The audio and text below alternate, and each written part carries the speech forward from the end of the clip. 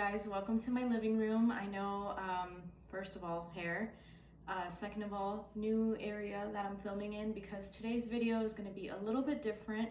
I wanted to start planning for 2026 how I'd like to evolve my style or things that I want to wear more. And I also wanted to kind of tell you a little bit about myself.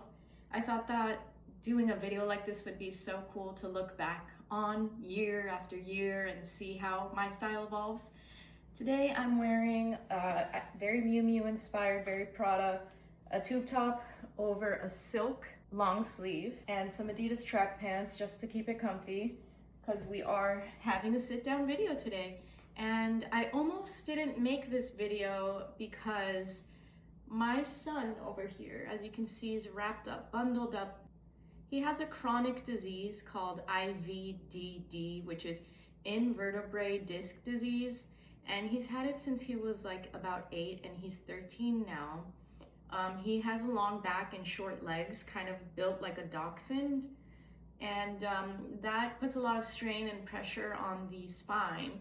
So from time to time, he'll have like a flare up where a disc will slip, and it's usually in his neck. And he, basically his neck will get crooked to one side and it'll get stuck like that for usually 24 hours. But this has been the worst flare up that he's ever had. It's been literally since Christmas Eve. And today is January 2nd. So we're going on 2 weeks, and he's been heavily medicated, painkillers, muscle relaxers, and inflammation reducers.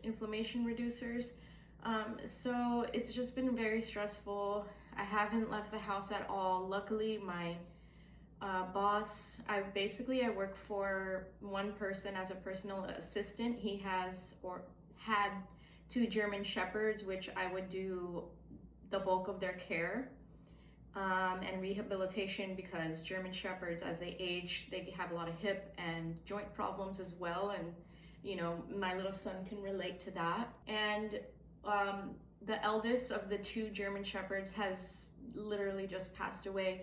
So it was very depressing for me. And of course, like my boss, that's his son and firstborn. But that has made this beautiful situation here so much more stressful, because I was just facing like his mortality, and not to get too dark, but like, you know, dog moms, cat moms, animal moms, and son or fathers can relate, I'm sure, because nothing is worse than grieving the loves of your lives, even while they're still here with us. So all that to segue into my hair. So if you see him moving around, it's because he's uncomfortable and he's trying to like reposition himself and get into a good place. But yeah, my hair. So I got some hair rollers for Christmas because I just wanted to play with more heatless styles. And I thought it would be fun to undo my hair here live on YouTube, because I don't know, I just thought it would be a fun thing to do. And this is my second time doing it. The first time I did this was on dirty hair, because I just was like trying to kind of get the swing of it. Rolling these things up, oh my God, it's such a mission to get it comfortable. Like there's always like a hair pulling, and like I have to keep redoing it, because obviously you don't want to sleep with your hair being pulled too hard because of traction alopecia. And honey, I already have thin enough hair as it is. I don't need to go thinner. But yeah, so I have these big donuts in my hair. As you can see, the bang piece was not as secure as it could be, but we'll see what happens. So the first time I did this, my bangs looked ridiculous. The girl in the YouTube video I watched had similar length bangs to mine, and hers came out flawless, but she also had like triple the amount of hair I do, so I don't know, maybe that's something.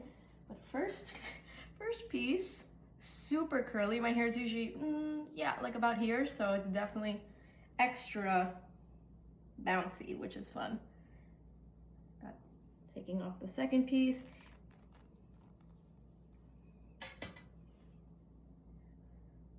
And the third piece. Oh, this is the sketchy one.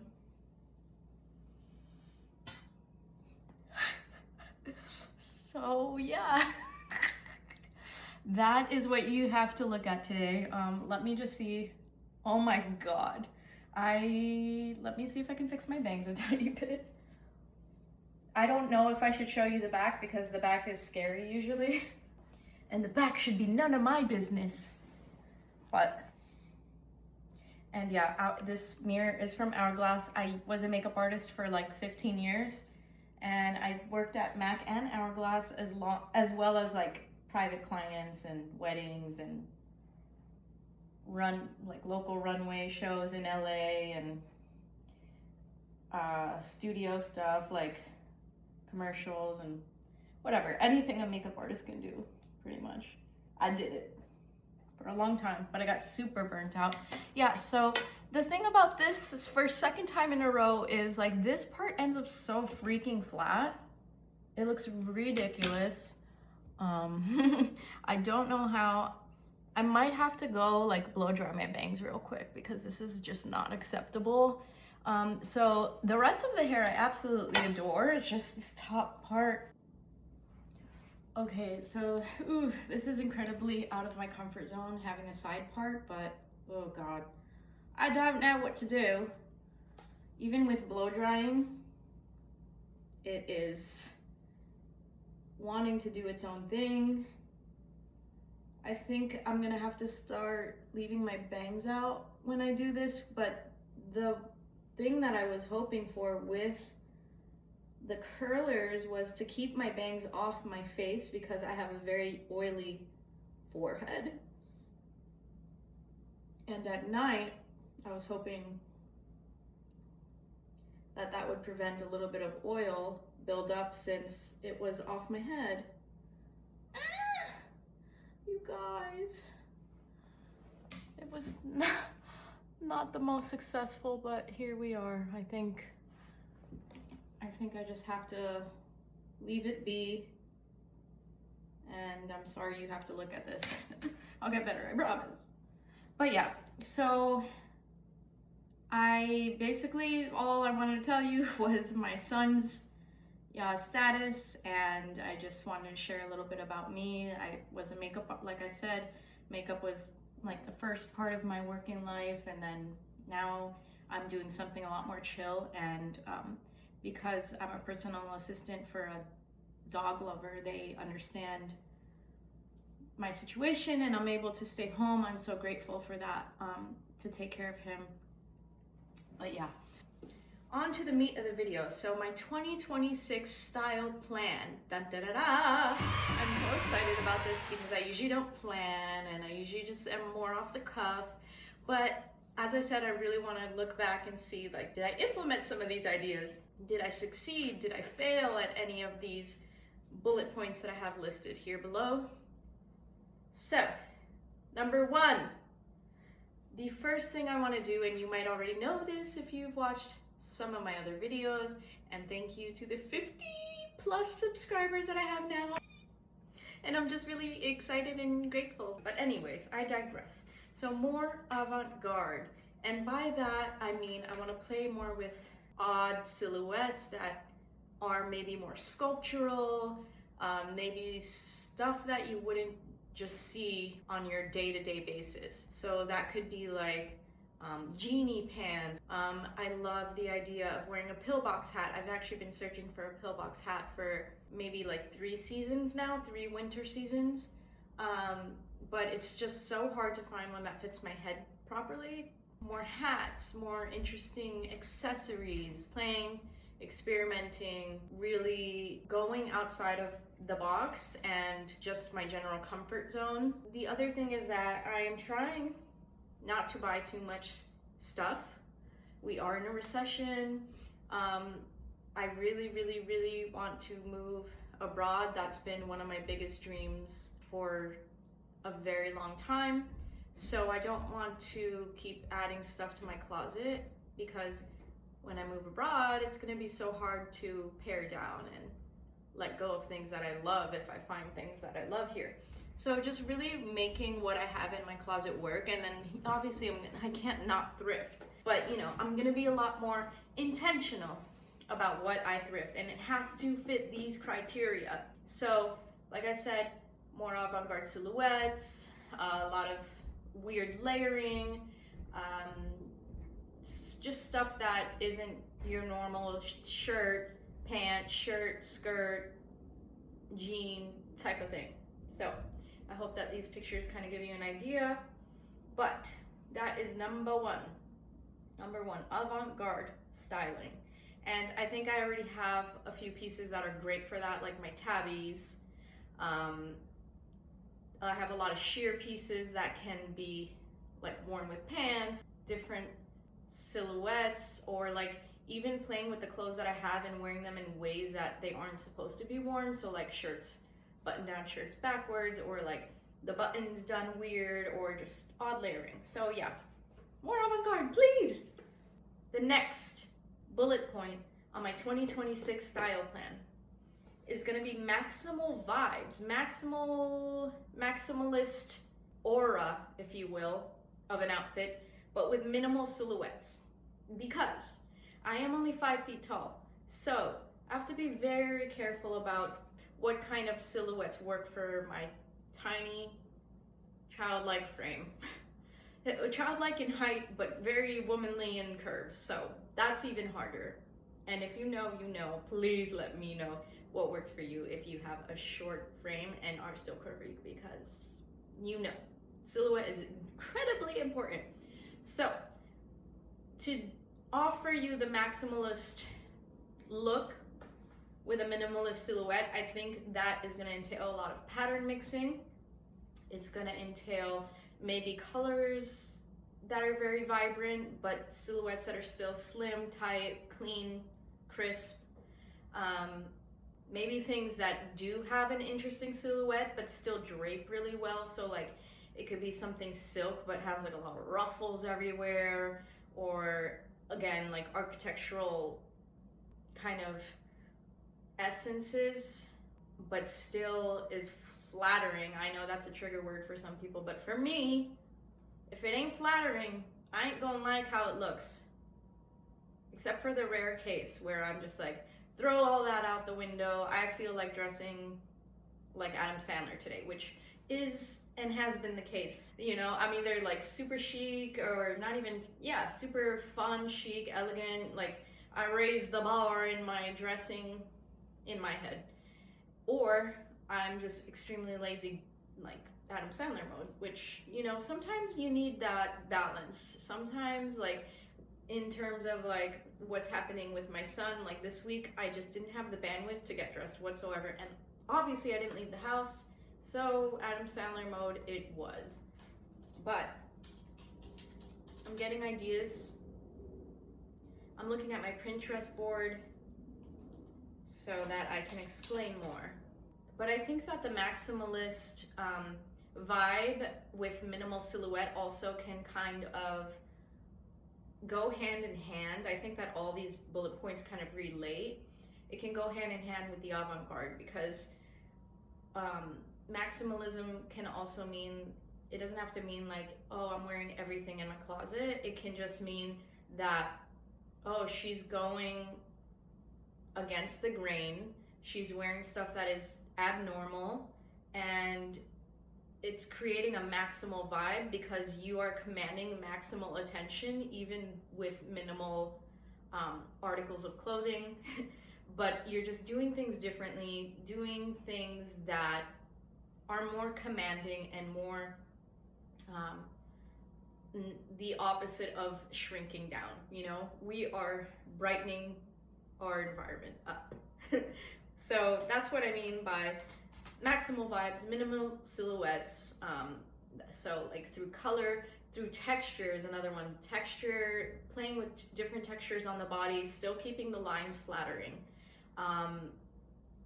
Yeah, I think that pretty much explains it. And that, again, print matching, print mixing, and color blocking, and even just weird pieces that you wouldn't think to put together. So that is number 2.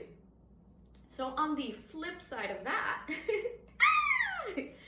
number 3, we want to try maximal silhouettes in neutral and more calming colors. So if I were to go for like maximal silhouettes or things that are just a little bit more voluminous, which is difficult for a petite, curvy girl, things that are more rounded, more bubbly, or more just taking up space, right? The other thing that I want to mention for me, because maybe there are some of you who are curvy and petite but can pull off the big voluminous things, my face shape is very full. It used to be more square, but gravity has taken its toll and now it's more round, which I love you all round girlies, because the struggle is real. You can be very, very slim but have like a round face, and if you wear something baggy, you look 10 times bigger, which is fine. However, sometimes you don't want to be perceived bigger than you actually are. But since your face is wider and it's a little bit more soft, it's a little bit more round, it's harder to pull off those big, voluminous, beautiful silhouettes without looking like you weigh a lot more than you do. And there is nothing wrong with weighing more. It's just that I know a lot of times if you do care about your figure and if you work out because you want to be healthy, you want to look healthy, you put in so much work around that, that it can be defeating when you want to wear voluminous or baggy or just like relaxed clothing, and it looks like all your work or your progress has gone out the window. I fluctuate weight a lot, so I'm sorry if this conversation triggers a little bit and I may be a little less eloquent at explaining my thoughts around it, but it is something to take note of if you are still learning to love your body and you know, just dressing in a way that makes you feel comfortable. And if it is the voluminous shapes and completely hiding away and being unperceived, then that's beautiful and you should go forth and you should do that and you can play so much more. But for me, my parameters are different. It's not that I want to appear as skinny as possible, but I do want to look less short, and a lot of times the voluminosity is gonna make me look shorter, and that is just the case. And also because, like I said, my face, all these things coming into account, it just looks a little bit less sleek, which for me, I prefer those more sleek and streamlined styles. So I hope that I didn't butcher this, and please don't hate me if I offended. And if I did, then I'm sorry, and you could maybe just like show me some grace. I am only human after all, and as a millennial, it has taken a lot to unlearn some of the societal pressures that have been shoved down our throats since we were literal 4-year-olds. Yeah, so all that to say, where was I? Maximal silhouettes. So maximal silhouettes, more voluminous things, but maybe for me, finding the right materials that drape correctly in those silhouettes, maybe minimal colors. So for me, it would be more dark colors, because at least if I have a maximal silhouette, the darker color is gonna help just elongate my line. And I think that these images really show you and myself how exactly I want to make these silhouettes work. So maximal silhouettes, minimal colors, and this I think will be my biggest struggle for 2026. So I'm really excited to play with that and challenge myself and try to break my own preconceived notions about how I'm being perceived. Yeah. Thanks. So the next one, which ties in beautifully with everything else, experimenting with color. I looked at my closet and I realized I do like color, I do use color, But all the colors that are, I only have like about 4 colors in my closet. So even though I can and don't mind wearing bright colors, there are very specific colors that I gravitate towards in my closet. So I noticed I had a lot, obviously the neutrals, white and black. I mean, I have a lot of that. And since I used to work at Mac, I had to wear black to work every single day. And I gutted so much black clothes from my closet because being at Mac 10 years, wearing black every single day for 10 years, I was sick of it. So I went all the way around and I did a lot of colors and patterns, and I pulled out all the black, and I kind of regret some of the pieces that I let go because dressing in all black and making it interesting is an art form, and I got really good at that. So yeah, it's fine. It was all Forever 21 stuff back in the day anyway, and even though the quality was better when Forever 21 first came out, and it's still gonna be mostly polyester, so it's okay. It's okay that I got rid of a lot of stuff. But anyways, I noticed my closet, aside from white and black, entails in blues, pinks, some oranges, like that lean more red, and green. So it's very primary colors, except for the yellow. The green is better for my skin tone than yellow. So I think that's like the jump from primary is the yellow to green. But yeah, blue, reds, pink is, and greens. Pink is, I don't know why I said that. So yeah, I want to inject more colors that I'm not used to, more also different saturation levels, because a lot of my colors are vibrant and saturated. So I think to really succeed at experimenting with color is to have not only a range of colors to choose from, but different saturation levels. So even if I do gravitate more towards like greens, let me like work with greens that have different saturation levels. So it could be a forest green, a lime green, a chartreuse, which actually in the green section, I do have a good variety. In the blues, maybe not so much. It's mostly navies, mostly like rich jewel tone.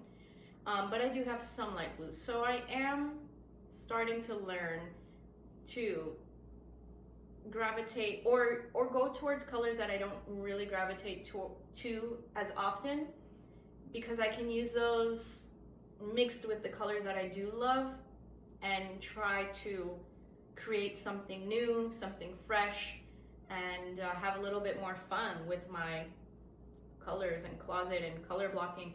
And again, like the Miu Miu, the Prada, these have been extremely inspirational in finding color that is different than what I'm used to, because I'm always drawn to those jewel tones, those vibrant, rich colors, like Dries Van Noten colors.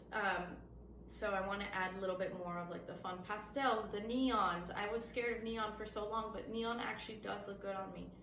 I just always was like, I don't want to look like a highlighter, but I could do a neon glove or a neon sock. You know, it's enough to be like your whole outfit. So experimenting with colors is 1, 2, 3, number 4. So number 5. And I did a video on this last week. So if you want to see that, you should check that out. I'll put a link below, and I'll see if I can figure out how to do a card. I think people, you know, they point up there. It might show up here. It might not. If it doesn't, it'll show up down in the comment box. No, the description box. And I just have to say, I'm so happy that my little man has been comfortable. He just before this video, he had his medicine, so that helps to like kind of sedate him a little bit, because when they have their IVDD flare up, their slip disc, movement is of the utmost bane of the disease. Like it's like the worst thing they can do. They're supposed to be really still and supposed to be in a crate, but as you can see, I just wrap him up on the couch and he's fine.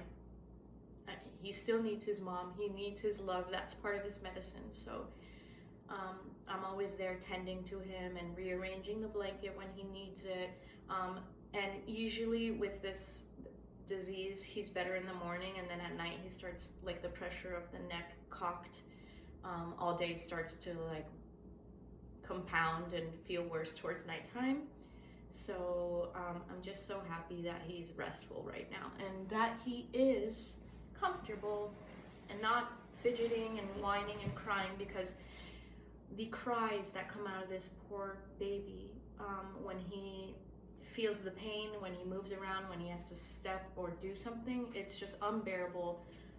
And yeah, like the amount of stress that I'm under, knowing that he's in pain and that I can't really help him other than meds and managing his position, his movement. It's just so heartbreaking. Like, I really, really feel for anyone who has a dog that has IVDD. I know the struggle. I digress. Okay, so number 5. Número 5. As I said, the last video that I did is inspiration from art.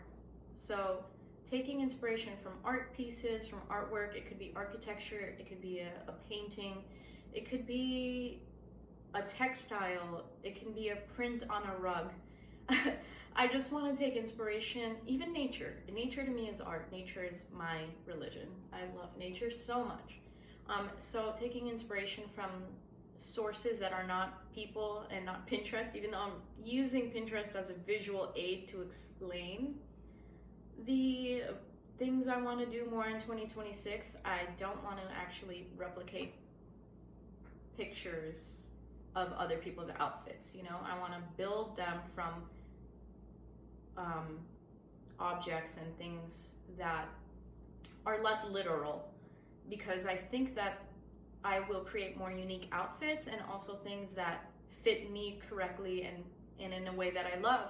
Because on Pinterest, if I show you my full Pinterest screen, everybody looks exactly the same, with variances in hair color. They're all very tall, very slim. Like, I know that you build your algorithm based on what you look for, but when I type in what I want to see on Pinterest, it's never like, oh, show me this on a skinny girl or a white girl or this, you know. It's show me minimalist outfits, show me maximal outfits, show me like lacy or silky outfits, but it's always, they always just push the Eurocentric. And as you know, I don't fit that mold. So when I see these gorgeous outfits on these gorgeous women, I'm like, I want to try that on me.